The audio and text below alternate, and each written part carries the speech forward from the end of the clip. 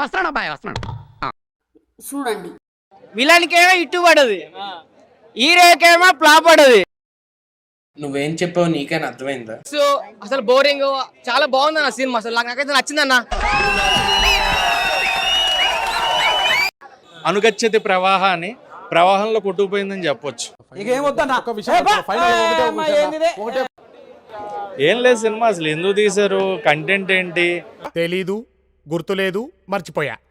తమ్ముడు అని టైటిల్ పెట్టారు, జస్టిఫికేషన్ ఏంటి? నిద్రపోవచ్చు సినిమాకి వచ్చి హాయిగా ప్రశాంతంగా పడుకోవాలి అనుకుంటే సరే పడుకో, ఏముందిలే ఇంకా పడుకో. ఒక మంచి సౌండ్ సిస్టంలో పడుకోవడానికి ఇష్టపడే వాళ్ళకి సినిమా బాగుంటుంది. రండి. ఏం మాట్లాడుతున్నావురా, నరాలు కట్ అయిపోయింది. 7ంటికి వచ్చి పడుకోండి, 10ంటికి లేచి వెళ్ళిపోండి. 7ంటికి వచ్చి పడుకోండి, 10ంటికి లేచి వెళ్ళిపోండి. ఎంతకి తెగించారా?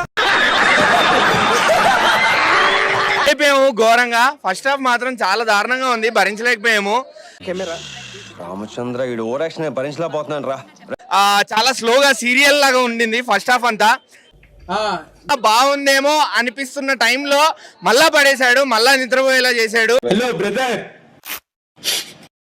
సినిమా నడుస్తున్నంత సేపు ఫోన్లు వదిలితే తప్పు. అంత దారుణంగా ఉంది సినిమా అయితే.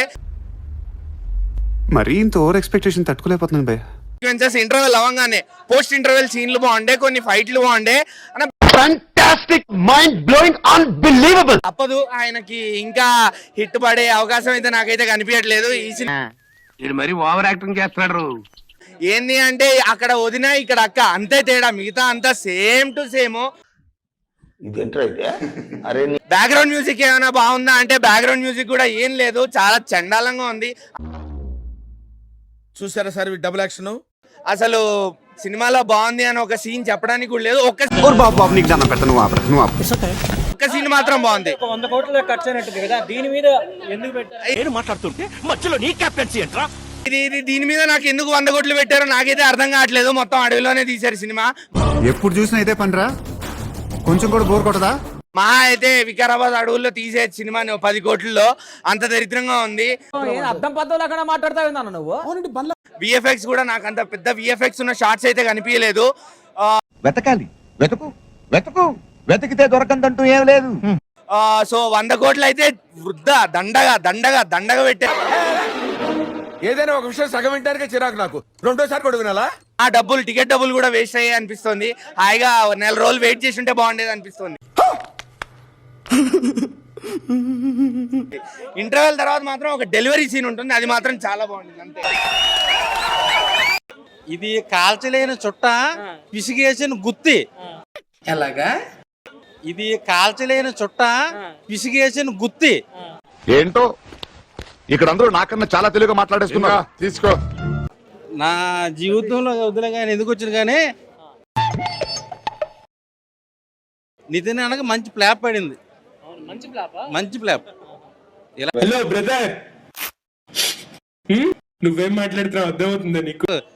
ఇది పాము సాగదు, కర్ర ఎరగదు, అట్టగే ఉంది సినిమా అంతా.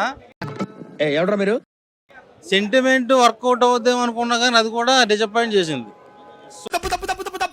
తప్పుగా మాట్లాడుతున్నారు. సో నితిన్ గారికి సినిమా అయితే మంచి డిజాస్టరే. స్టోరీ చాలా బాగుంది సినిమా అయితే, నిజంగా చాలా బాగుంది. Thank you. అసలు నిజంగా చెప్తున్నా, వేరే లెవెల్ ఉంది. సర్వే జనా సుఖినో భవంతు.